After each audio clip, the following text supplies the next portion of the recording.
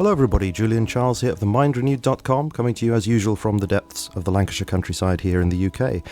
And today it is my great pleasure to welcome to the programme David Conn of truthsleuth.net. David Conn is a specialist in cult mentalities and the author of a number of books such as Lednorf's Dilemma, The Specific Density of Scientists, and most recently The Pleasure of Fiends, an orthodox study of evil and the meaning in the Jonestown Cultic horror, which was published in 2013, which will be central to our conversation today. Before his retirement, David Conn was a US Defense Department liaison among West Coast Navy, Air Force bases, the Defense Department, and several industrial transportation companies, and prior to that, a lead analyst with Chevron's Environmental Laboratory. For a total of 8 years, leading up to the immensely tragic events of the 18th of November 1978, in which over 900 people were killed in a mass suicide/murder in Jonestown, Guyana, David Conn investigated Jim Jones, the manipulative leader of the so-called People's Temple of the Disciples of Christ. And it is to discuss that investigation and that experience, and to help us at least gain some kind of understanding of this destructive cult and its founder, that David Conn joins us. Thank you very much, David Conn, for joining us on The Mind Renewed. Thank you. It's a pleasure to be aboard. Well, I'm really glad that we're able to have this conversation, because we were going to have this chat quite some time ago, actually, wasn't it? Months and months ago. And then you were struck down with an injury that meant the interview had to be postponed for several months. So it's great to be chatting with you at long last. How are you feeling these days? Are you pretty much recovered? Oh, I'm doing quite well, thank you. Just doing fine. Wonderful. Great to hear it.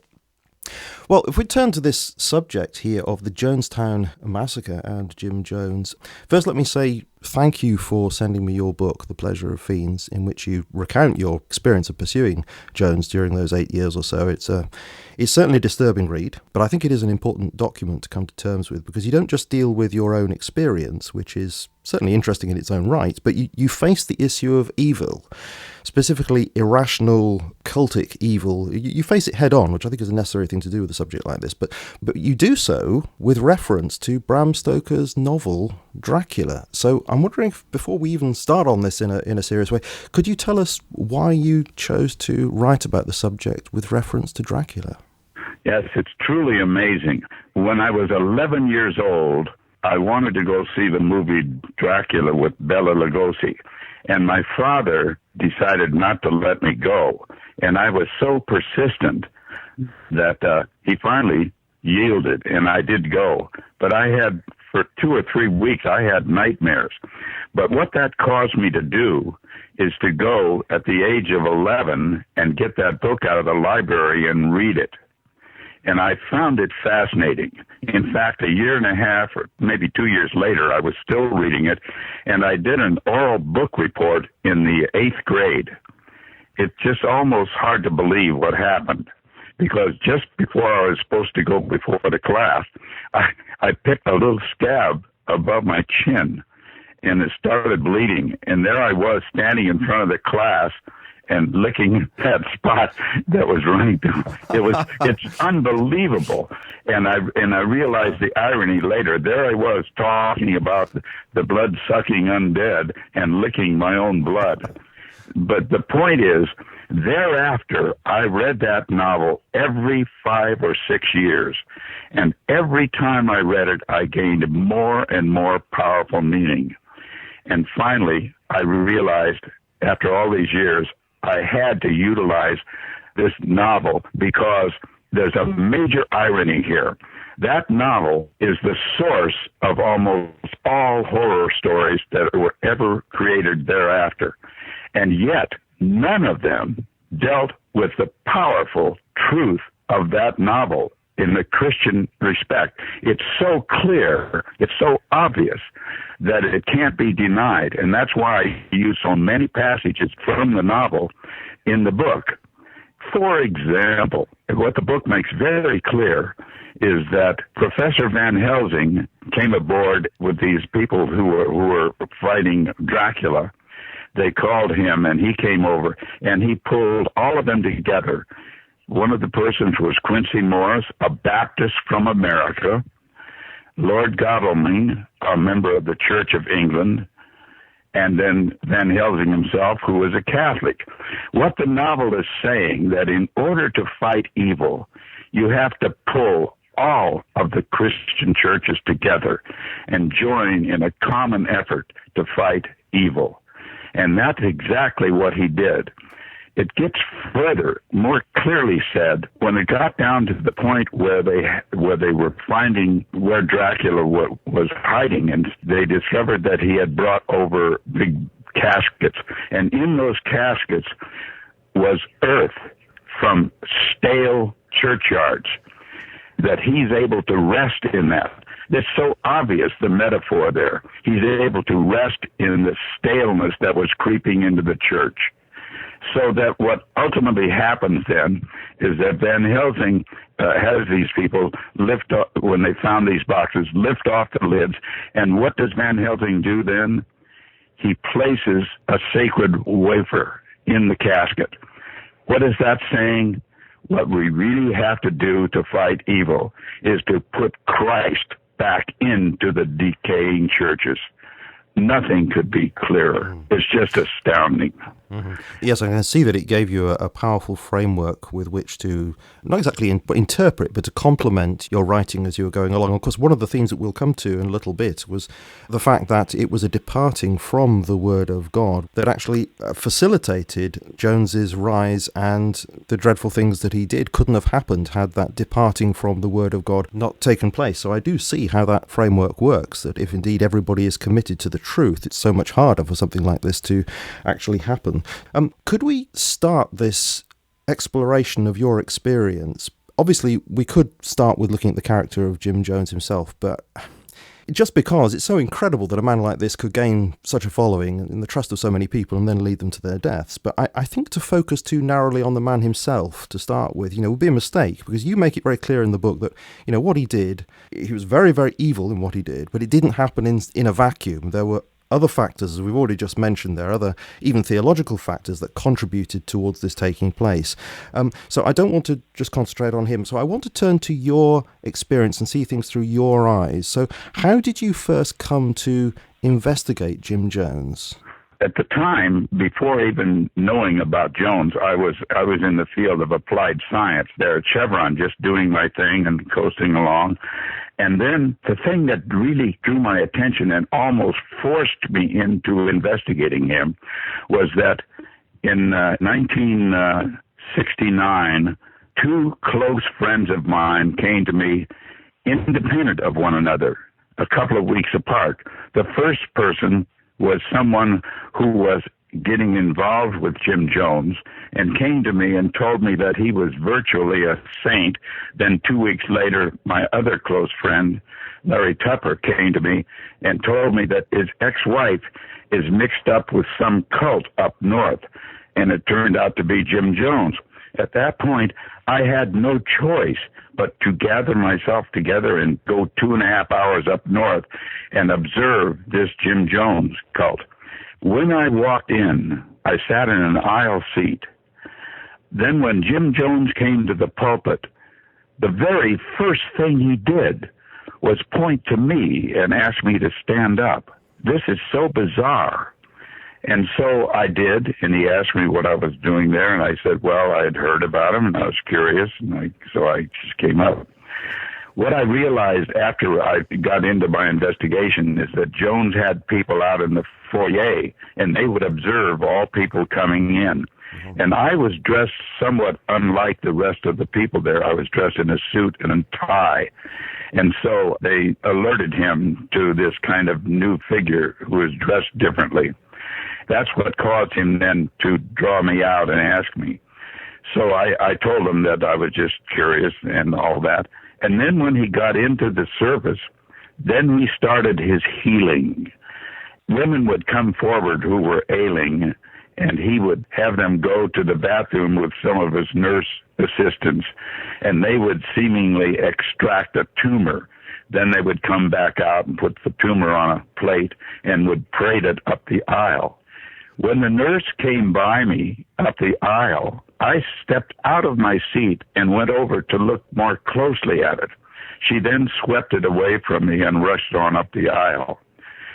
after that, I went back and told my friends that this guy is just an absolute fraud. Right. But the interesting thing is, I had a key insight very soon afterward, because when I got back to the Bay Area, I talked with the ex-wife of Elmer Myrtle. It turns out that Elmer had 3 of his children up there in the cult. So she decided that she had to go up there and look into it. But her oldest daughter remained home. So when she left and went up there, when she arrived at the cult, it turns out that her daughter had a boyfriend coming over. And when the boyfriend was there, the daughter got a phone call from a supposed Baptist survey in which they asked her all sorts of questions about what her life was like and all. And she answered the questions. But her boyfriend, who was a nephew of a close friend of mine that I worked with, it turns out, he thought this was very strange. So Rick, the boyfriend, took the phone, and then he just had a heyday. He just filled the surveyors with all sorts of crazy things that he had gone through, amazing things, caught up in drugs, into which he wasn't. He was a real clean-cut young fellow. So now to step forward, when the wife arrived at the cult, she was sitting there, and that's when Jim Jones then asked her to stand up. And then he started to divine certain things about her family, which, of course, obviously we realized the survey was all a fraud, too. And so when he told her all these strange things about her daughter's boyfriend, she just was amazed. This made no sense to her whatsoever. So when she got back, she started to tell her daughter what happened. And so she said, Jones told me all about Rick and the things he'd been through and all that stuff. And then the daughter said, well, did he tell you this? Did he tell you that? And they realized that the whole thing was coming out. And when they told me that, that was a key to me as to how Jones operated so powerfully. He would send his people to the various homes of people who had heard about him and who were curious, and they would go into the home. They would complain that their car was out of gas and they need to make a phone call. Then they would ask to go to the bathroom. Then they would look in the medicine cabinet of the bathroom and take all this information back to Jones, including the various kinds of dolls that were on over the fireplace. And all this, I don't need to go into much more detail than that. You get the idea. Yeah. And so then when these people would end up coming up for a visit, Jones knew who they were, and then he would divine this stuff about a certain doll they had and the problems they had, because he had people go through garbage cans and look at all stuff that was thrown out. It's just amazing the details his crew went into. He had an extravagantly powerful intelligence group that would gather all this information. So you can see then a fairly naive public, along with a newspaper that he had put out, thousands of issues of newspapers spread all over the Bay Area. So his name got known very quickly, along with the fact that people would talk about his amazing abilities. The stories went on and on. So he just blossomed with power and notoriety. It was just stunning. And he became at some point a Disciples of Christ minister, didn't he? Yes. You were a member of that denomination as well, weren't you? But obviously it wasn't the same church. Yeah, previously I had left that denomination, but my 2 friends stayed in it. And so I began to piece all this together, and then I saw an outrageously powerful movement starting.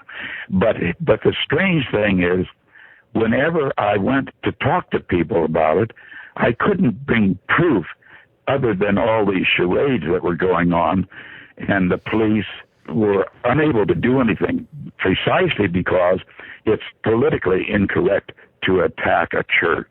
just that simple.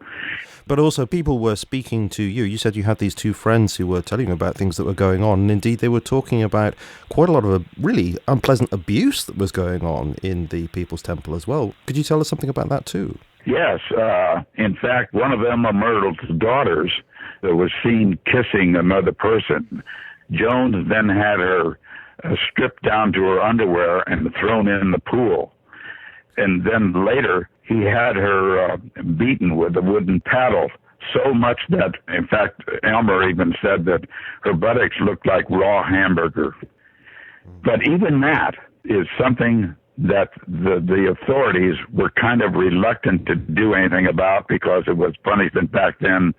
If it had been today, they would have been able to nail him on that abuse. But back then, it was just kind of understandable and all, and he pulled it off because the disciples of Christ, anytime people started to look into him, the higher authority of the disciples, the general minister of the region, would come out to his defense. And that went on and on. And it turns out that later, I even confronted the general minister of the region, and I told him what was going on. In fact, the interim general minister was a woman, and I even took her out to lunch and told her. But by that time, Jones had captured her. When she went up to visit him, he had all his people ready to just praise and adore her and all. She came back thinking she was the queen of the universe. It was stunning. So when I took her out, she just said to me, well, I'm going to need a lot of people to come up with documentation. Well, that isn't easy to do. So in the meantime, I went on talking with other people. Then about 2 years later, maybe 3 years, I was able to get in touch with a journalist, Lester Kinsolving, who was a minister and also a journalist. He started to look into Jones. And so when I heard about him, I got in touch with him, and I had an evening meeting with him in Berkeley, California. And I brought Larry Tupper, whose ex-wife was up there, who he was really concerned about. He was at that meeting, too. And I just unloaded all the information I had on Jones, on Lester Kinsolving. And he realized that it was all true. So he began to write a series of articles, 8 of them. And 4 of them were published weekly in the San Francisco Examiner. When Jones heard about that, he brought hundreds of his cult members down, and they surrounded the office of the San Francisco Examiner and paraded. And Jones threatened big lawsuits. Well, the Examiner was the lesser of the 2 big papers in San Francisco, and it had no way that it was going to afford to go into and fight a lawsuit. So it pulled the last 4 of Lester Kinsolving's articles. Jones got away with it, coupled with the fact that the general minister was out there defending Jones and making it known that Jones was a member of the Disciples of Christ, the 7th largest Protestant denomination in America, by the way. Even President Johnson was a member of the Disciples of Christ. But no one at the time knew other than myself, because back then I was kind of a liberal. It's just disgraceful. I was not a devoted Christian. I was, related to all my intellectual friends in the Bay Area, and I have to admit it was a major failure of my own that I was not really solid in Jesus Christ. If I had been, I think things would have been different. I would not have gone that long without being able to do something with Christ on my side. I know I would have got through. But as it turns out, I went on and on contacting and not able to convince people. Finally, about 7.5 years into my investigation, I made contact with an American Indian close friend of mine that I worked with at Chevron, because he was the only one I could find who would get in touch with the leader of the American Indian movement, who was becoming very close to Jones. That's Dennis Banks. And so I figured I got to do something to get Dennis Banks so as not to have the American Indian movement tainted with Jim Jones. So finally, my friend was able to get through to Dennis Banks, and we set up a midnight meeting. And it turns out that Dennis Banks had an American Indian leader friend teaching at a college there. Both of them were at that meeting. And Dennis Banks himself claimed, didn't he, that you were blackmailing him in some way? Yes, that's an absolute lie. Absolute lie. Nothing like that happened. But he did that in order to help his friend Jones. Turns out he was much closer to him than I realized. So Jones then knew about me, and that's when he sent out letters to some of the people that had broken out of the cult, including Elmer Myrtle, who was then broken out of the cult and was staying in Berkeley. So he sent letters to them. Yeah, but you said that this was the point at which Jones's paranoia really took off. Oh, and you say in the book that you had mentioned to Dennis Banks the federal agent Jim Hubert of the Treasury Department. That's right. Perhaps you'll tell us why in a moment. But the very fact that you had mentioned that person to Dennis Banks, that got back to Jim Jones, and that was a real catalyst to release Jones's paranoia. Do you want to tell us about who Jim Hubert was and what that was all about? Yeah, I didn't mention the name of the reporter that I was also in touch with. But so Jones knew that I was in touch with a reporter.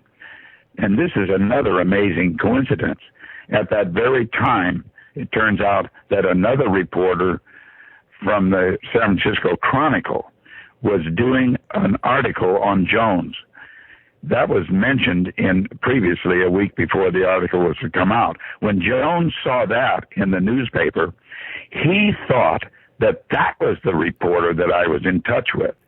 He then, after hearing all the information I gave to Dennis Banks, thought that that's what I was going to give to this reporter. It turns out that the reporter I was in touch with was just a kind of a stringer for the Santa Rosa Press Democrat.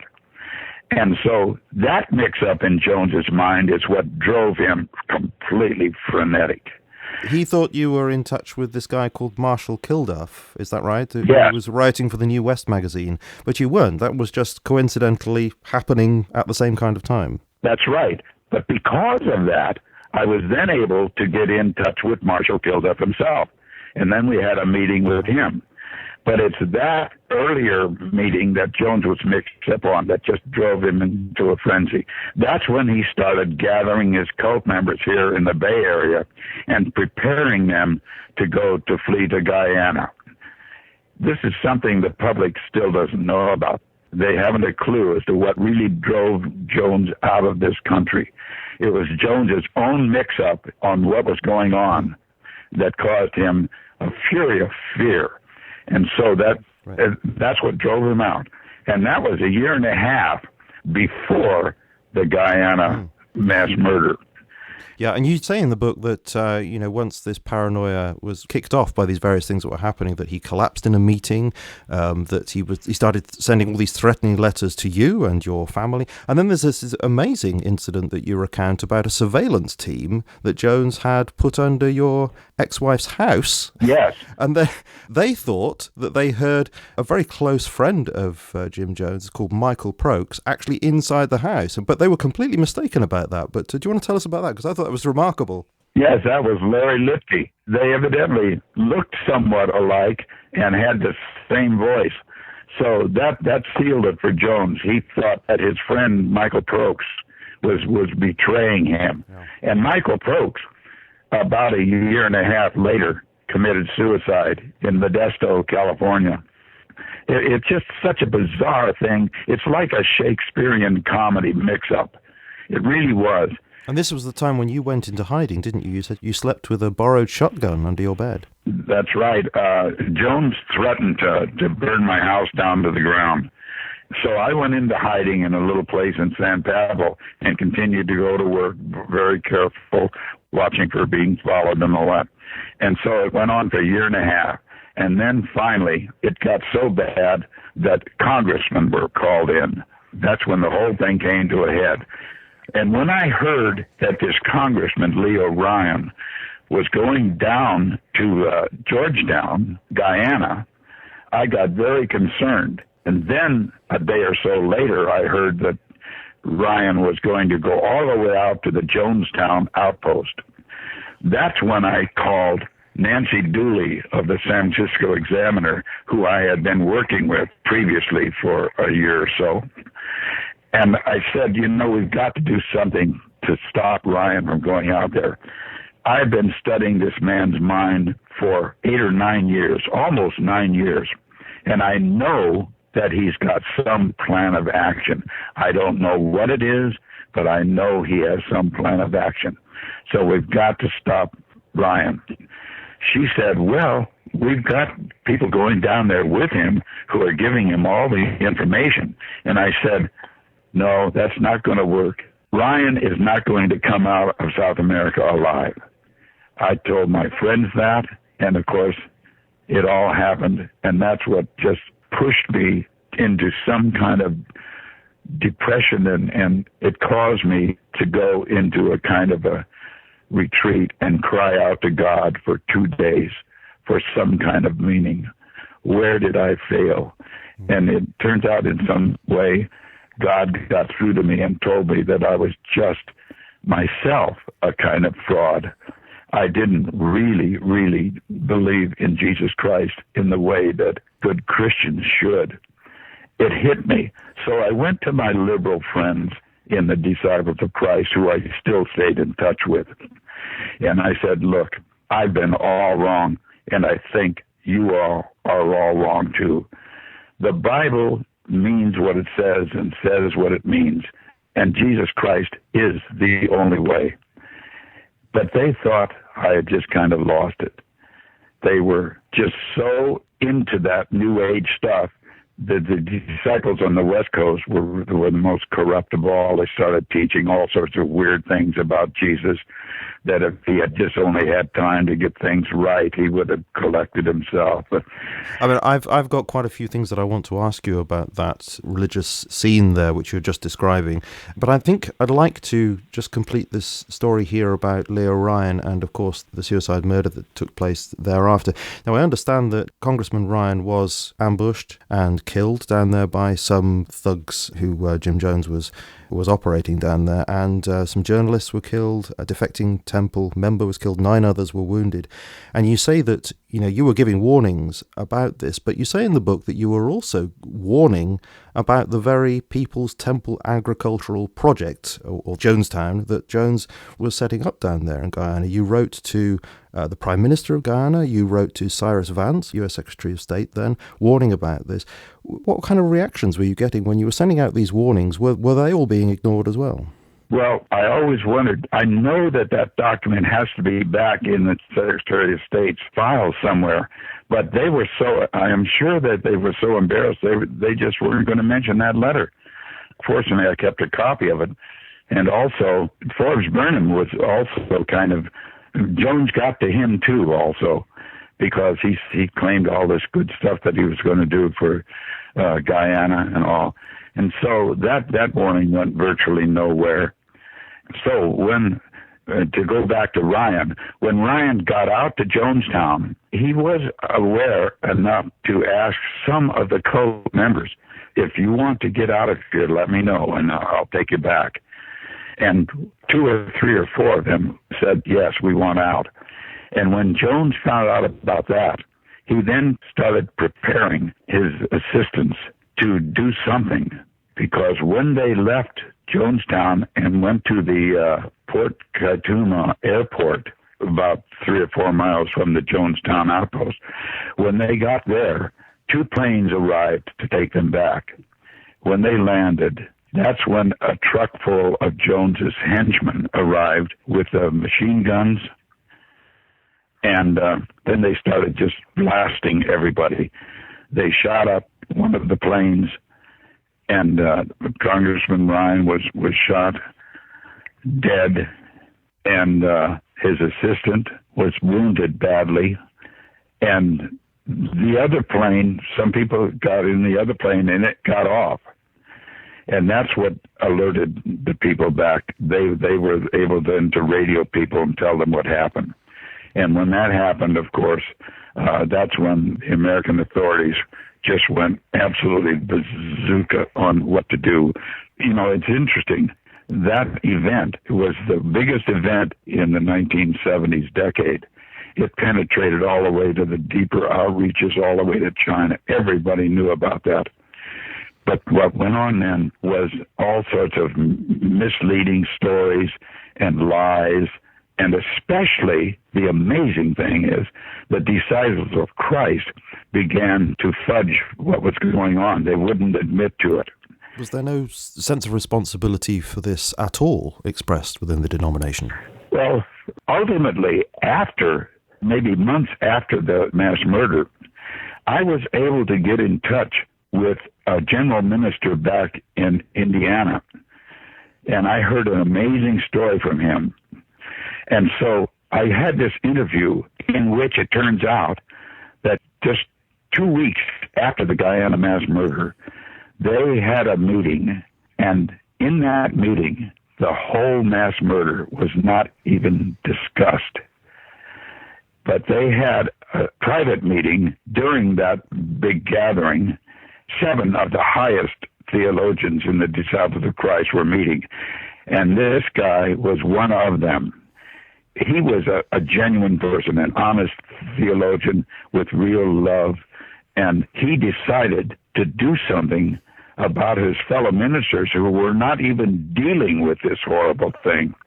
And so he brought some stencils of his article that he wanted to do to deal with this honestly, in which he said, what we need to do is gather some of our very best theologians and bring this whole thing out and deal with it honestly.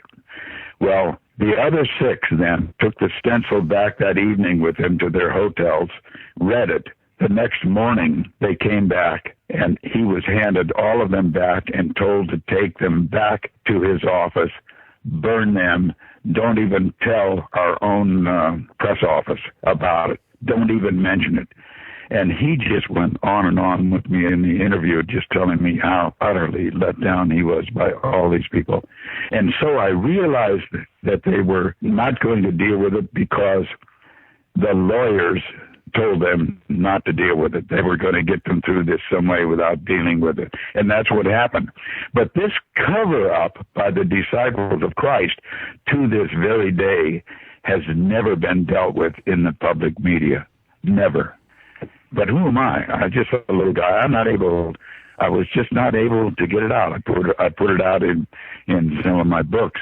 But, you know, I only have several hundred of them sold. Well, this is a theme, really, isn't it, of your battle is very much a one-person battle all the way through this, and how difficult that is. You found to try and persuade people. You didn't have documents. You had what was looked upon as hearsay. You didn't have actually written testimonies from people. So you were trying to convince people of the things that you were hearing, that obviously you had good reason to believe you were being told one-to-one about these things that were going on, but it was so difficult to persuade anybody else. And you were saying in the book that there are various psychological factors and sociological factors that were impeding other people actually taking seriously what you were saying.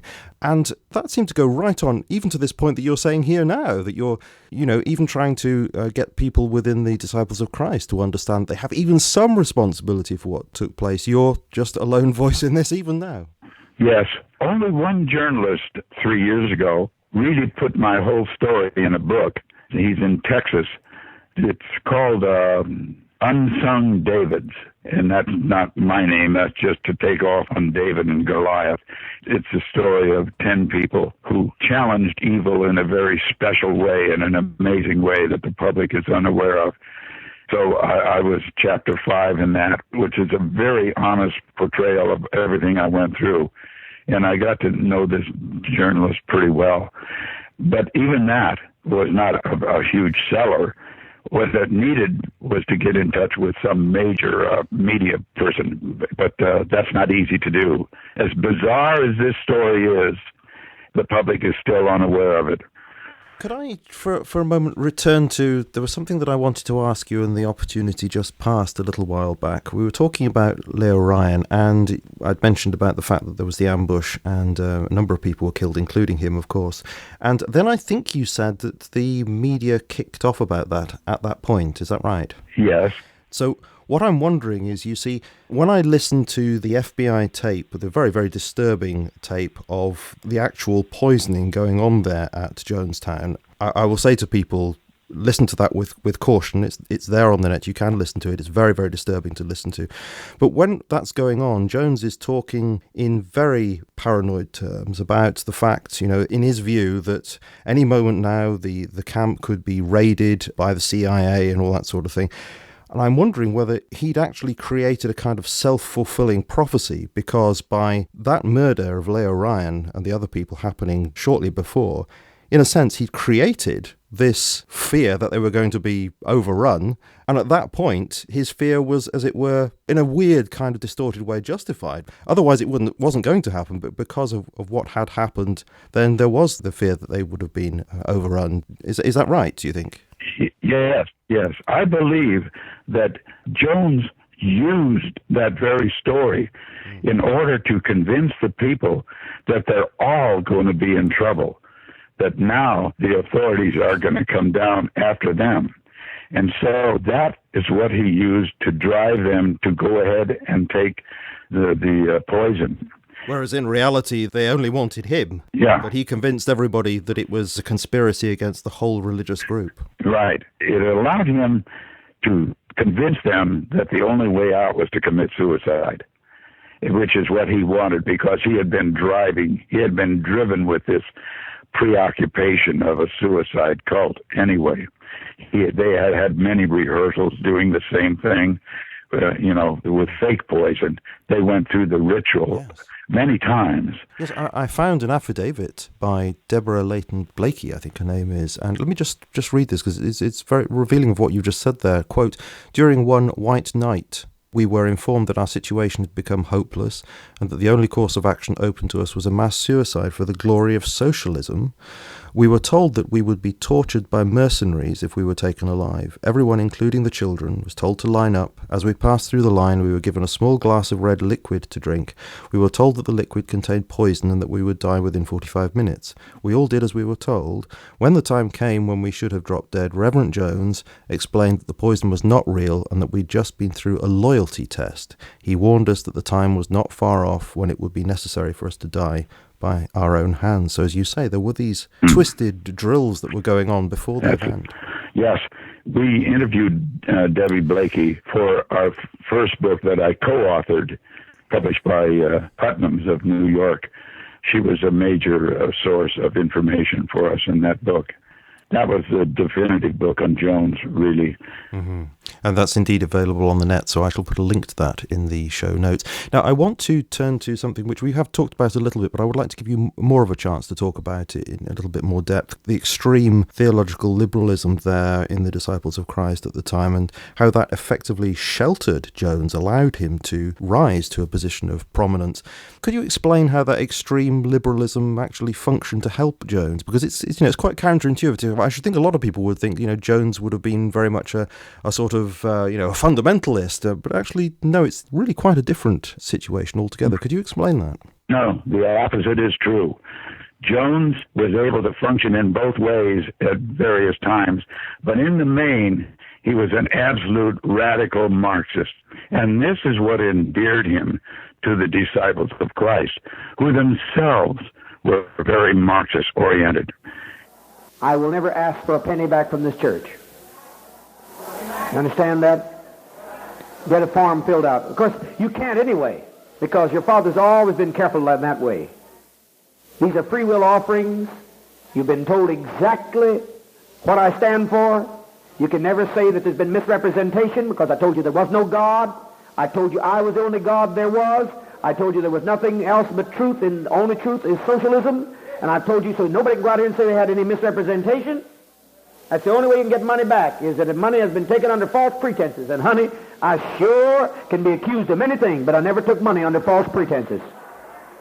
In fact, the disciples were so bizarre that one major theologian at the Pacific School of Religion, whom they had asked to help them in some revitalization project that they had, when he saw what they were up to on the inside, which was very bizarre, by the way, the disciples of Christ, the high level, the ministers and pastors, would go to special retreats where they engaged in dope smoking and wife swapping. It was so bizarre that this theologian said, I simply told them, I said, I want nothing more to do with you people. But this is still not known by the public. It's just simply not known. They were doing all these things and getting away with it because the media shied away from attacking a major denomination. And this was back in the 60s, so they were an example of what was beginning to go on all over the country, the sexual liberation movement. But your criticism is more of the leadership, isn't it, rather than the general congregation? Because you give the impression in the book that many of the general people in the congregation had a faith in God, but it was the leadership which tended to reject the gospel. Yes, that's true. Some of the old congregations, they were still real believers, and that's why they wanted to kick this one pastor out, because they saw him as a Marxist and anything but a true believer. So it was the higher level. And it turns out that this theologian of Pacific School of Religion, he looked into things in the Disciples of Christ. He realized there were divorces rampant all over the place. And that's what it led to. That's the consequence of this ultra-liberal relativism and all that. They were deep into cultural relativism. There's one thing that was really revealing that you said. You know how sometimes when you read a book and a particular paragraph jumps out, and this one did for me, and that was where you say, with the disciples of Christ, there was a very sort of lax membership requirement, and that is that you should profess faith in Jesus. But if you were to then go and ask, well, what do you mean by Jesus? That's off limits. All that matters is that you say you believe in Jesus. And so there's no necessarily any content to that. One person might actually mean belief in the real Son of God, Jesus, and somebody else might mean Jesus as a poached egg or something. So that situation meant that Jones had a doorway to jump in and say, I'll tell you what Jesus is. Oh, yeah. That's exactly because Jones was very aware of the radical element in the leadership of the disciples. And then when he came out to the West Coast and he realized how bizarre they were, he realized, I can attach myself to this congregation. And that's going to be my protection, right? And he was absolutely right. He became a member. His church was not just a cult, so to speak, but it was a member church of this major denomination. And that's what allowed him the umbrella of acceptability. He had this umbrella of acceptability. It's just that simple. Had there been a real adherence to the teachings of Jesus, this couldn't have happened, because they would have, before he entered into ministry, before he actually became ordained, presumably he was ordained, then he would have had to be very convincing that he believed certain doctrinal standards, and he wouldn't have passed that, presumably. Yes, just that simple. Any church that really was following Jesus Christ would have had all the criteria, the frame of reference by which to see Jones for what he was. But he was above it, and he just got away with it. And it is so important, isn't it? Because it's so fashionable these days to talk down doctrine to such an extent that the word doctrine is almost like a dirty word, which is ridiculous because it just means teaching. But this shows, doesn't it, just how important solid teaching is to keep out. I mean, it's just obvious evil here, isn't it? And yet that was not picked up. No, it wasn't. The public didn't get the real message of Jonestown, which included the falling away of faith of the major denomination. They never got the message of what this kind of thinking and this kind of weakened theology leads to. They never saw that message in Jim Jones, and because the media steered clear of it. So the public was not able to see. I want to come back to another one of those paragraphs that jumped out at me while we're on this subject of this extreme liberalism. You say somewhere that this helps to explain why you weren't taken seriously for such a long time as well, because these clerics particularly were trained in this kind of approach to people where, I mean, I'm going to say straight away that actually I did a little bit of theological training myself, and I encountered exactly the same thing. And this is where, under pastoral skills, you're taught to look for the hidden emotions and the hidden motivations of people when they're speaking to you. There's some truth in that, of course, but it can be taken to such an extent that you don't really listen to the content of what the person is telling you. You're always listening to these motives underneath, these things that are motivating the person. So therefore, that undercuts every time what the person is saying. And you said something similar to that in the book, that when you were giving these warnings, you had that sense that they were hearing you, but not really listening to you, because they were thinking things like, yes, well, David Conn, he doesn't understand the things that we do. He's not coming from the same place as we do. There must be some ulterior motive that's causing him to say these things. Because I'd experienced something like that in my own training in inverted commas, pastoral skills, I connected with what you said there. Yes, I believe that that's a very important issue, and it is, as you say, not readily known and thought about and considered, even in the theological circles.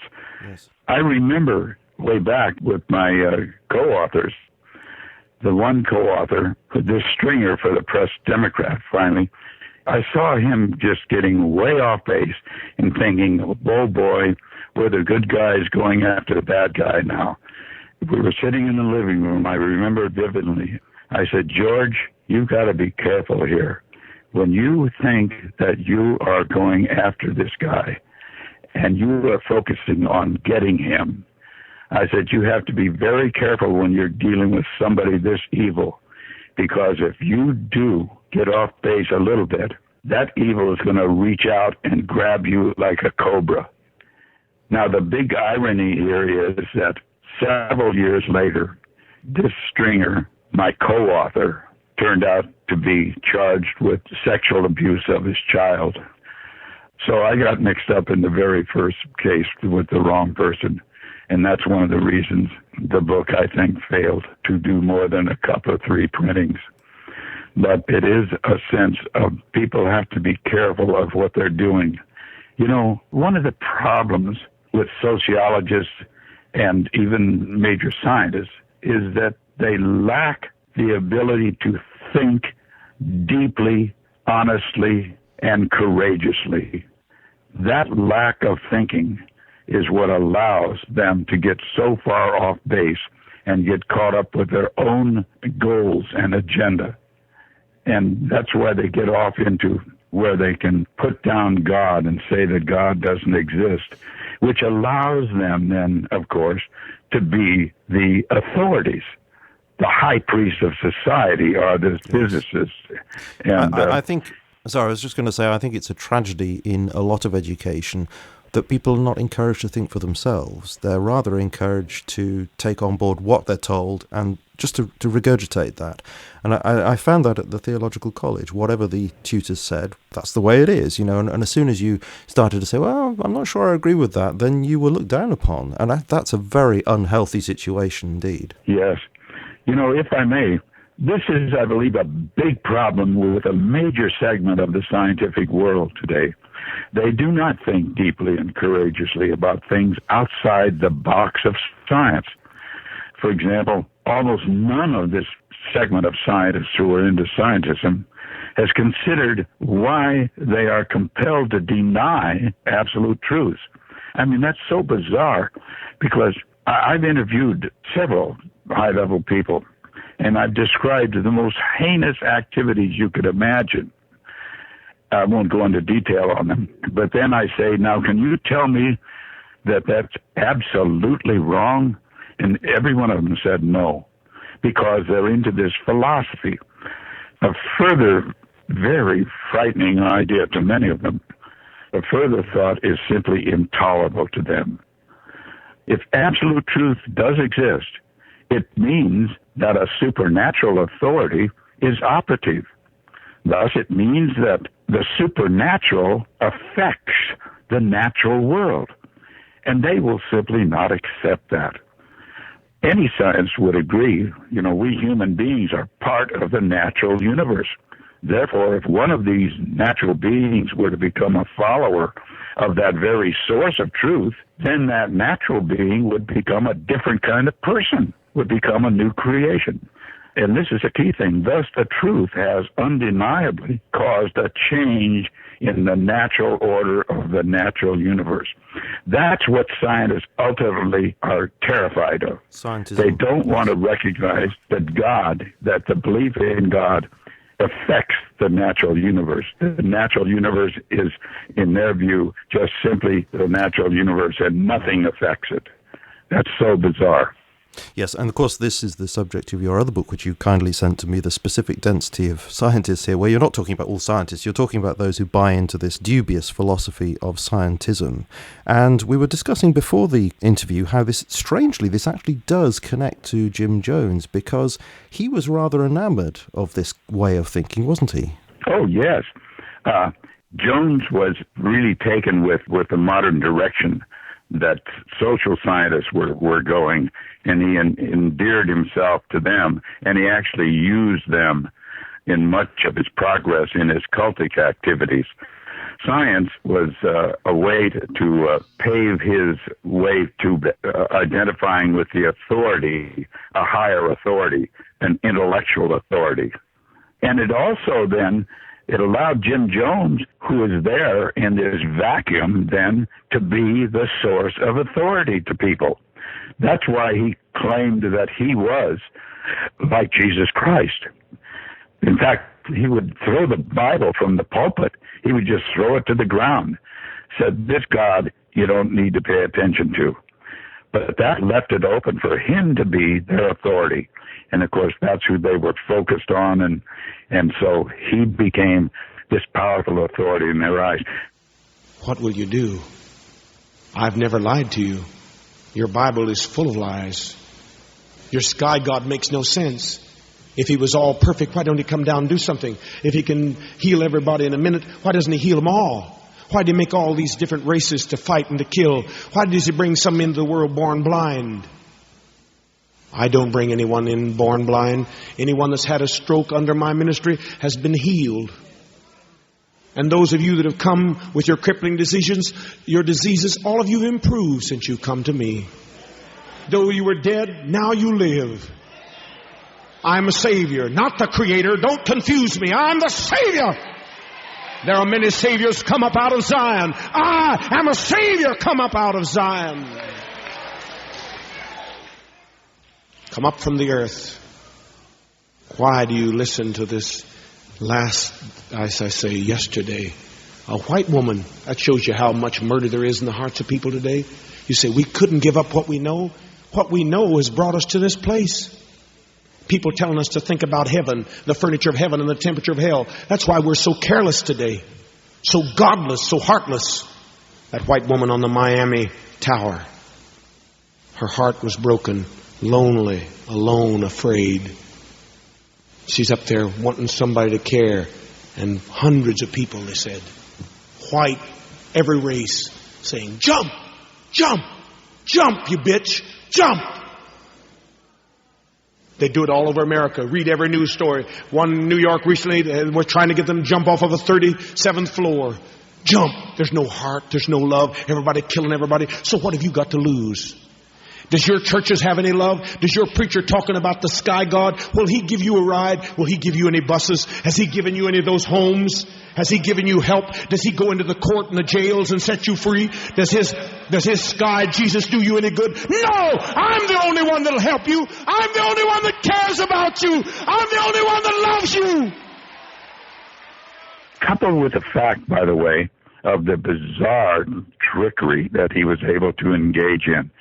He was even better than the Philippine psychic surgeons. I don't know if you remember those in that big time when everybody was going over. That's right, yes. They would hide some liver or something in their hand, and then they would press into the stomach and pretend that they were pulling the organ out of the body, but in fact they were just revealing what was already in their hands, and people were therefore feeling that they were being cured through this strange process. Yes, that's right. Yeah, I investigated that, and I became adept at doing it myself.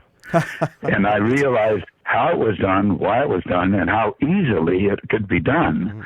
Then I looked deeper into it, and I thought, well, who's making the money off this? How is it surviving? And it turns out the real profiteers from that system were the people that were transporting all the people over there. It was the transportation industry taking all these people over there, and they were making the money.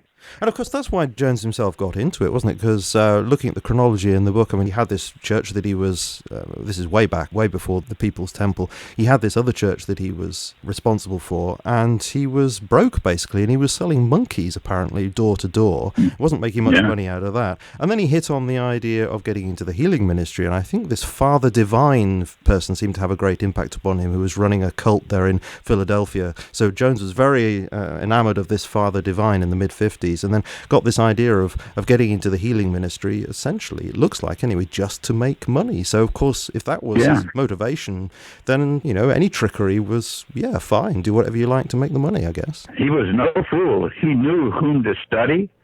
He knew how to gather information. And he was, by the way, highly charismatic. That's another thing that allowed him such power, that you could hardly run into a person that was more charismatic than Jim Jones. He just stunned people with his charisma. A great talker, a great speaker.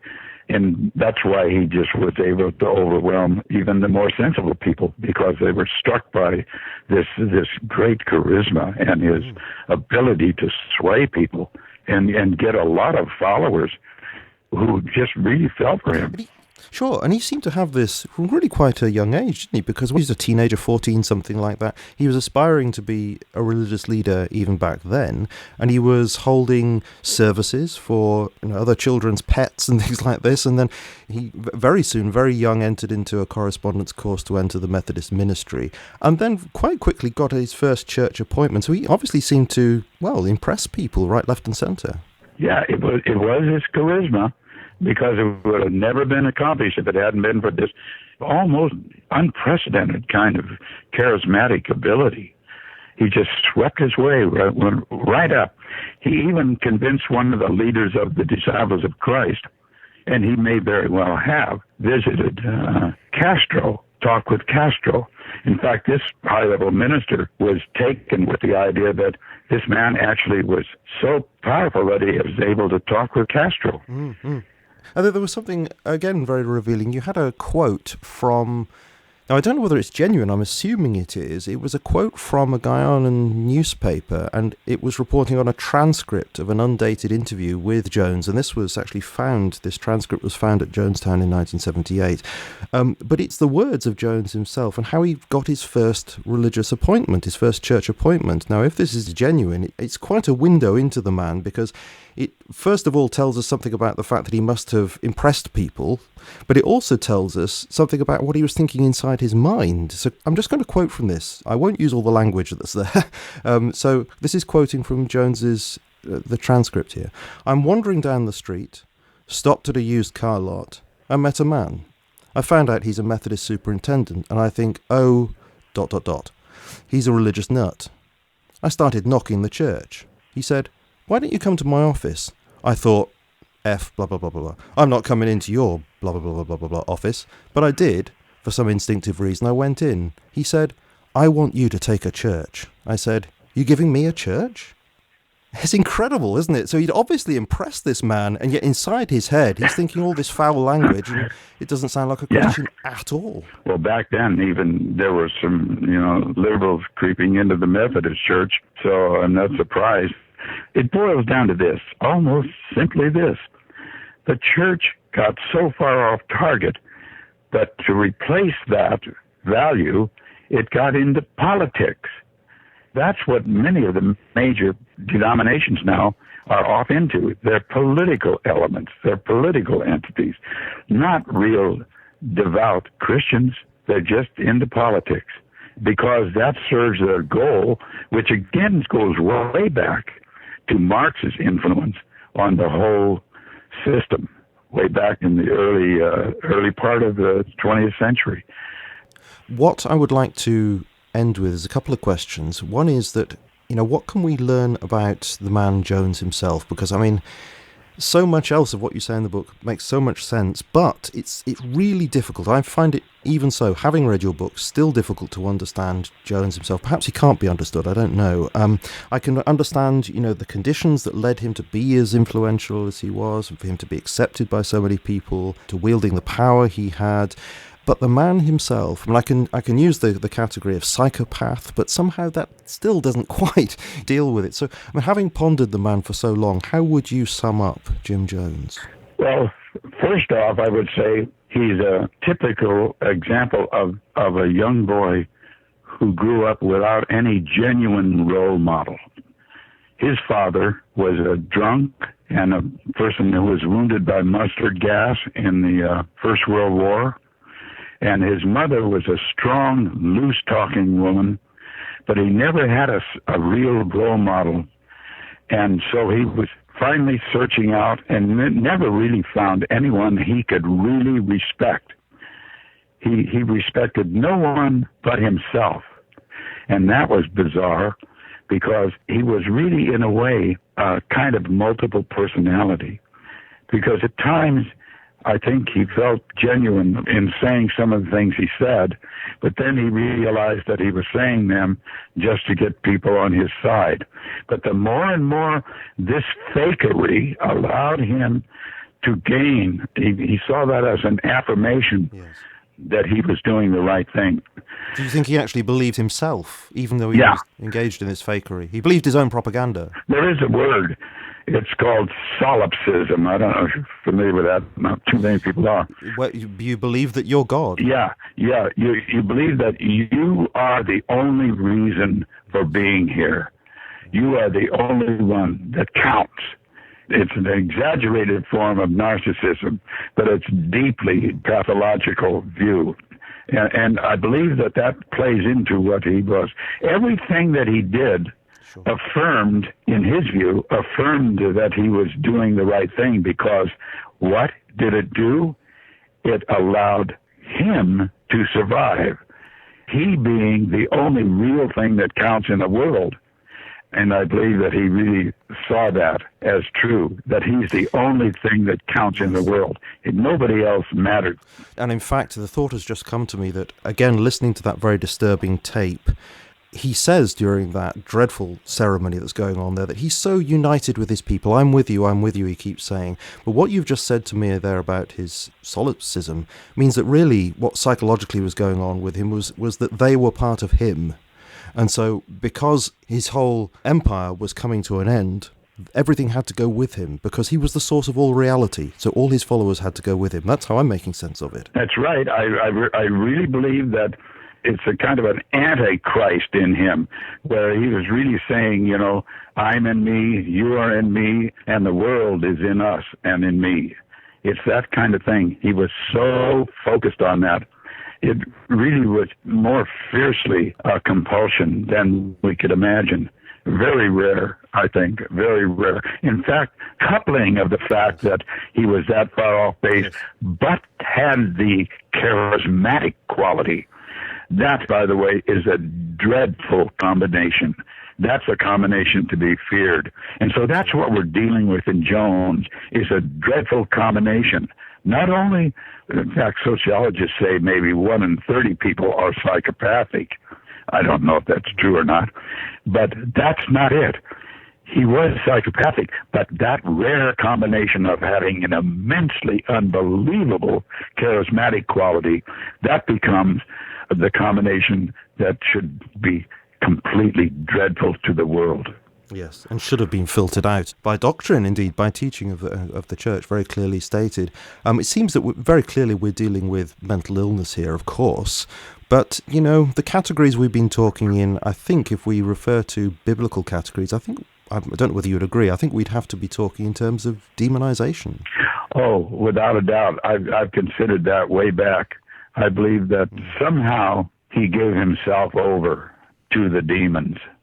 He just absolutely gave himself over. That's why in my search, in my study of Jones, I read several very powerful books.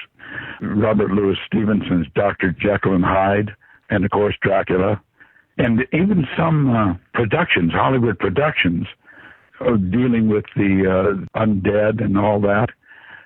Some of them get to the point of dealing with this evil in a way that Jones becomes a representative of that.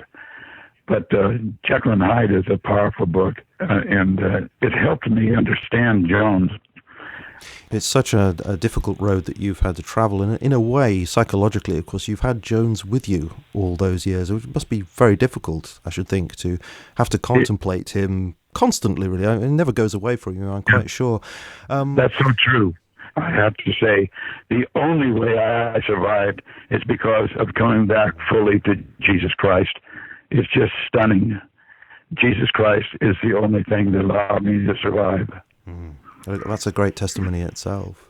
Could you perhaps, before we close, leave us with some main parting thought about all of this? Because obviously we've explored an awful lot during this interview, and there are many pieces of advice that have come out of it that you've shared with us.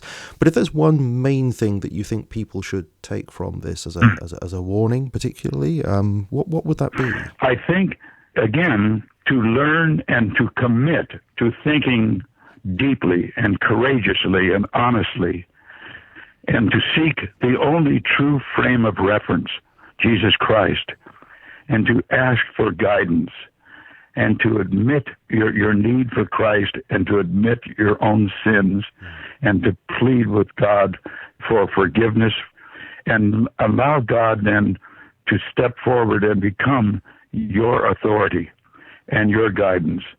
That is the most powerful thing that anyone can do. I can assure people that's the only way, because it's true. Jesus Christ, in one passage, I forgot which one it was, in maybe Colossians, it talks about Christ being all.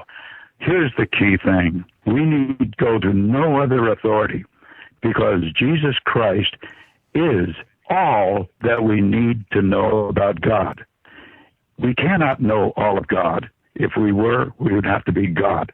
Therefore, God sent Jesus Christ, and the clear message is, this, my son, is all I need you to know about me.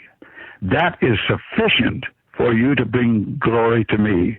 If you know and believe and follow my son, Jesus Christ, I am glorified, and you will be healthy.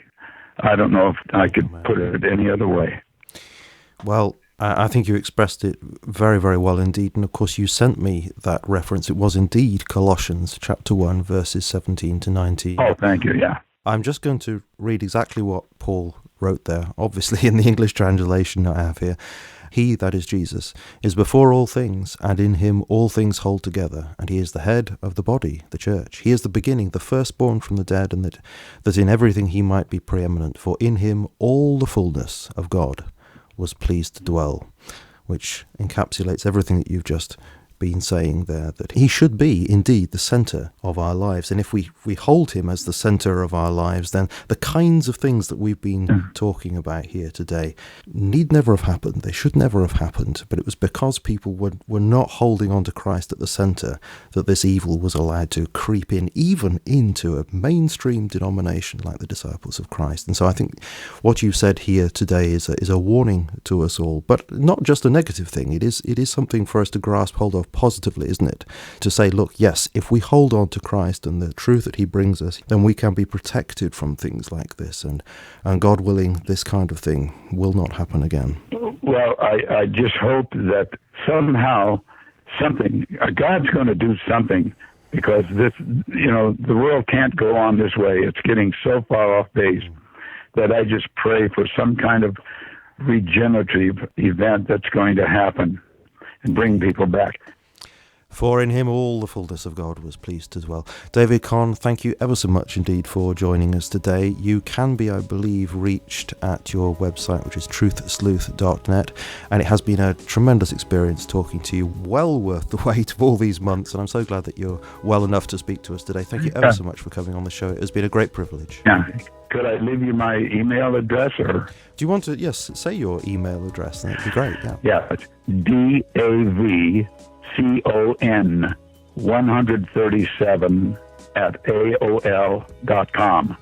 That's D-A-V, the first letters of my first name, and C-O-N, the first three letters of my last name.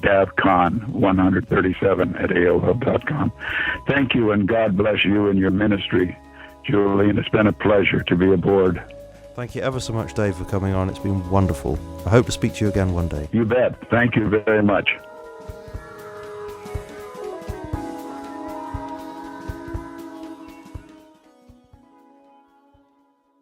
Thank you for the feedback, because I must say I felt somewhat hypocritical for the last years as I became an atheist.